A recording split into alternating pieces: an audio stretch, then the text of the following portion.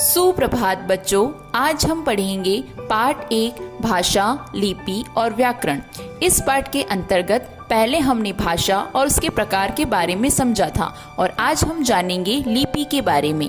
किसी भाषा को लिखने की विधि को लिपि कहते हैं। प्रत्येक भाषा को लिखने की विधि या ढंग अलग अलग होता है। जैसे हिंदी और संस्कृत भाषा की लिपि है देवनागरी, अंग्रेजी की रोमन, पंजाबी की गुरमुखी, उर्दू की फारसी। उर्दू भाषा की लिपि फारसी को दाएं से बाईं ओर लिखा जाता है।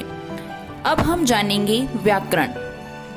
व्याकरण वह शास्त्र है जिसके द्वारा हम भाषा को शुद्ध बोलने, लिखने और पढ़ने के नियमों की जानकारी प्राप्त करते हैं। किसी भी भाषा के मुख्य रूप से 3 अंग होते हैं और उसी आधार पर इसके 3 विभाग माने गए हैं। पहला वर्ण विचार, दूसरा शब्द विचार और तीसरा वाक्य विचार। वर्ण विचार के अंतर्गत वर्णों के स्वरूप, उसके भेद आदि के बारे में विचार किया जाता है। शब्द विचार के अंतर्गत शब्दों के स्वरूप, भेद, प्रकार, लिंग, वचन आदि पर विचार किया जाता है और वाक्य विचार के अंतर्गत वाक्य रचना, विराम चिन्ह आदि की चर्चा की जाती है। बच्चों, अब हम जानेंगे साहित्य के बारे में।